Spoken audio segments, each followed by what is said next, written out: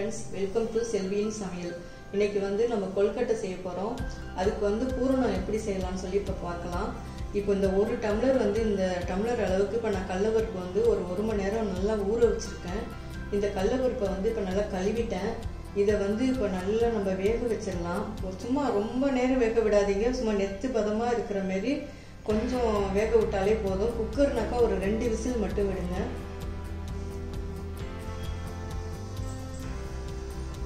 இப்போ அடுத்தது பாருங்க, இப்போ ஒரு கடாயை வச்சு இப்போ நான் ஒரு 1.5 டம்ளர் வந்து நம்ம தண்ணி ஊற்றிருக்கோம். இது நல்லா கொதிக்கட்டும். இப்போ அதுக்கு இடையிலேயே பார்த்தீங்கன்னா இப்போ கடலைப்பருப்பு வந்து நமக்கு இந்த அளவுக்கு நமக்கு வெந்துருச்சு. இந்த அளவுக்கு வெந்தாவே நமக்கு போதும். இந்த மாதிரி இப்படி உடைச்சா அப்படி உடப்படணும். இது மாதிரி இருந்தாலே போதும்.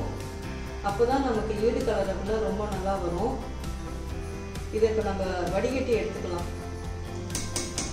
இப்போ கடலைப்பருப்பு வந்து இதே மாதிரி நம்ம எடுத்துக்கிட்டோம் தட்டில். இது கொஞ்ச நேரம் ஆறட்டும். இப்போ இந்த தண்ணியில வந்து கொஞ்சம் இப்போ வந்து உப்பு போட்டுடலாம்.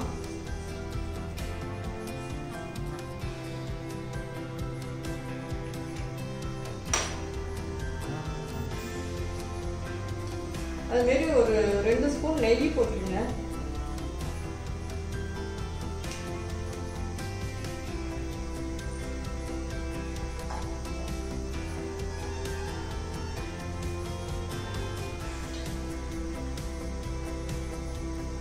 இப்போ இந்த அளவுக்கு நான் மாவு எடுத்துருக்கிறேன். இப்போ இதை வந்து இதில் கொட்டி இப்போ நம்ம கட்டி விழாமல் இப்போ நல்லா நம்ம கிண்டி எடுத்துடலாம். தண்ணி வந்து இப்போ நமக்கு இந்த அளவுக்கு நல்லா கொதிக்கணும். நல்லா கொதிச்சிட்டு இருக்கக்குள்ள நம்ம போட்டு கிண்டணும்னா தான் மாவு நமக்கு நல்லா சூப்பராக வரும் கொல்கட்டை செய்யறதுக்கு. இப்போ நம்ம மாவு போட்டுக்கலாம் கொஞ்சம் கொஞ்சமாக.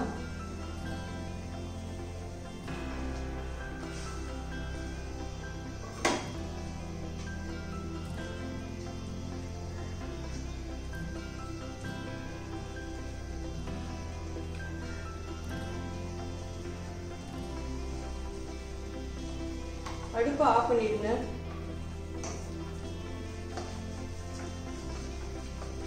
இந்த வெந்நீர்லயே வந்து இப்போ நல்லா கொதி வந்த தண்ணியில போட்டீங்கன்னா மாவு நல்லா வெந்து வந்துடும். இந்த மாதிரி கொஞ்சம் கெட்டியா இல்லாம இந்த மாதிரி தளர பண்ணிக்கிங்க. இந்த அளவுக்கு இருந்தால் தான் நம்ம கொழுக்கட்டை செய்யக்குள்ளார சூப்பரா வரும்.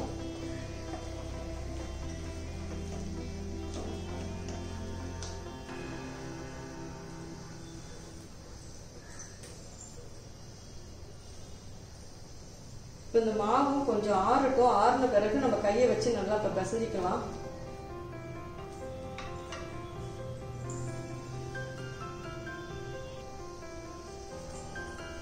இப்போ அடுத்தது வந்து பார்த்தீங்கன்னா இப்போ நம்ம பூரணம் பண்ணிக்கலாம். அதுக்கு வந்து வெல்லம் வந்து இந்த கப்பால 2 கப்பு போடுறேன்.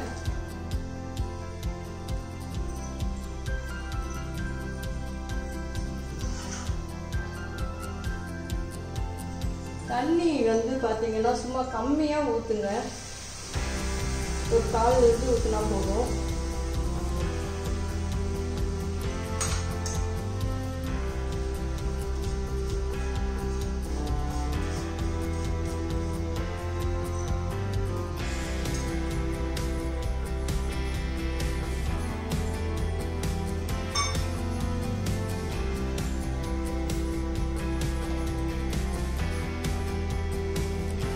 இது இப்ப நல்லா கரைஞ்சி நல்லா கொதி வரட்டும்.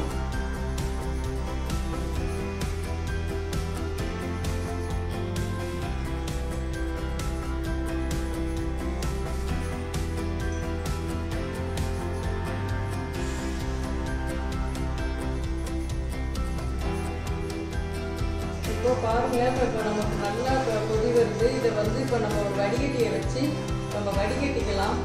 ஏன்னா களி பண்ணிருந்தாக்கா நமக்கு தெரியாததுனால வந்து இப்போ நம்ம வடிகட்டி எடுத்துட்டு வந்துடலாம்.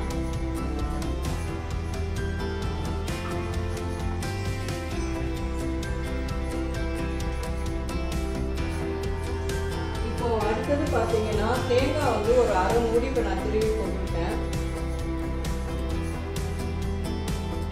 இதை இப்போ நல்லா நம்ம வதக்கிக்கலாம். கொஞ்சம் தேங்காய் பெரிய தேங்காய் தான் இருந்தது. நல்லா அரை மூடி நல்லா பூவும் நிறைய கிடைச்சது. இது நல்லா நீங்கள் வதக்கி போட்டிங்கன்னாக்கா உங்களுக்கு பூரணம் மறுபடியும் வச்சுருந்தீங்கன்னா கூட ஒன்றும் வீணாக போகாது. வேறு ஏதாவது நீங்கள் போலி செஞ்சால் கூட நீங்கள் யூஸ் பண்ணிக்கலாம், சுழியாக செய்யலாம். இது கொஞ்சம் நேரம் நல்லா வறுபடட்டும்.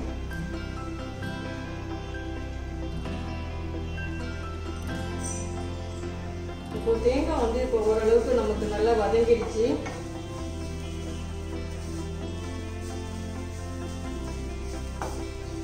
இப்போ அடுத்தது நம்ம வடிகட்டி வச்சிருக்க அந்த வெள்ளை பாகு இருக்குல்ல, அதை வந்து இப்போ நம்ம இதில் ஊற்றிக்கலாம்.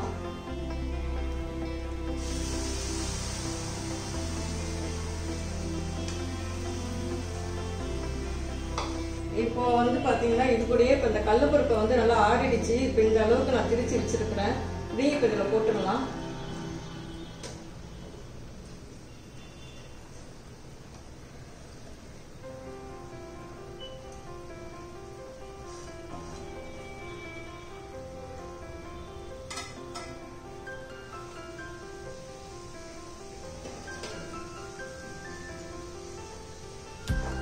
இது இப்போ எல்லாமே நல்லா ஒன்றா திக்காகி வரும். அது வரைக்கும் நம்ம கொஞ்சம் கிண்டி விடுவோம். இப்போ நீங்கள் கடலைப்பருப்பை மட்டும் இந்த மாதிரி ரொம்ப கொலையே வேக விட்டுடாமல் பண்ணினீங்கன்னா ரொம்ப சீக்கிரம் பூரணம் பண்ணிடலாம்.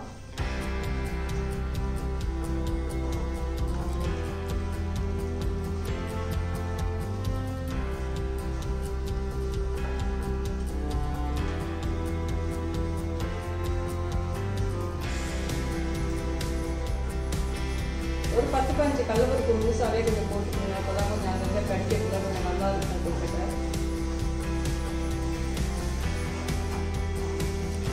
இது இன்னும் கொஞ்சம் சுண்டி வரணும்.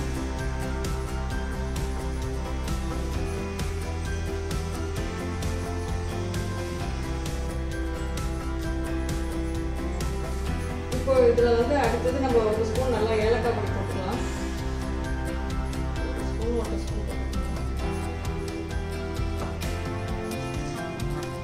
அவ்வளோதான். இப்போ நமக்கு பூரணம் இப்போ நமக்கு ரெடி ஆகிடுச்சு. இப்போ இந்த அளவுக்கு இருந்தால் போதும். இப்போ நம்ம இதை இறக்கிடலாம். இது கொஞ்சம் ஆறுச்சுன்னா இது கெட்டியாயிடும்.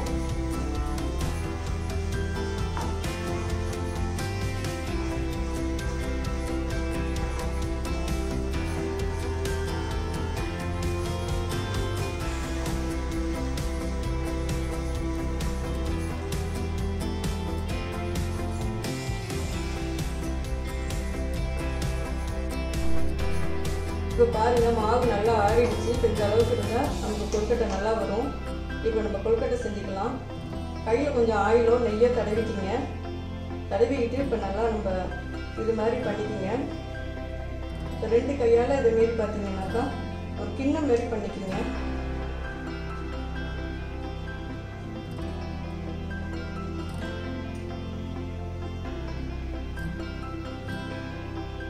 இப்போ இதில் பூரணம் வச்சுக்கலாம்.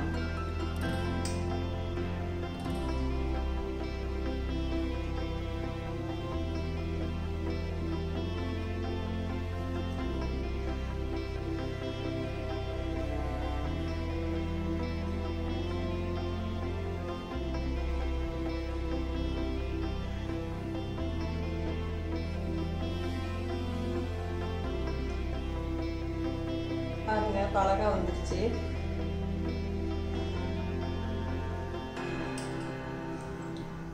அதே மாதிரியே இப்போ இன்னும் கொஞ்சம் வேற ஷேப்ல நம்ம பண்ணிக்கலாம்.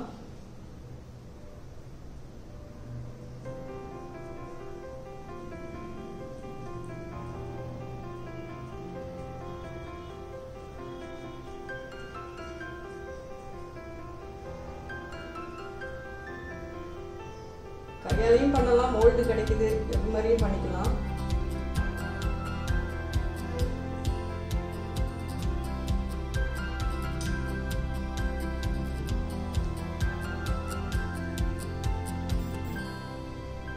இல்லை வாழை இலை மாதிரி இருந்தால் கூட அது மாதிரியும் வச்சு நீங்கள் பண்ணிங்கன்னா நல்லா வரும். இதை நல்லா ஒட்டி விட்டுருங்க.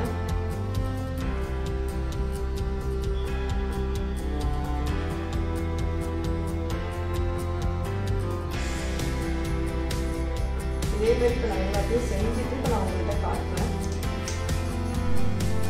பாருங்கள், இப்போ கொழுக்கட்டை எல்லாம் நம்ம ரெடி பண்ணிட்டோம். தண்ணி நல்லா கொதித்த பிறகு ஒரு இட்லி பானையில் வச்சுட்டு இப்போ நம்ம இதை வேக வச்சு எடுத்துடலாம். ஒரு 7லேருந்து 10 நிமிஷத்துக்குள்ளார நம்ம எடுத்துடலாம். வெந்த பிறகு பார்க்கலாம். அவ்வளோதான், இப்போ நமக்கு கொழுக்கட்டை ரெடி ஆகிடுச்சு.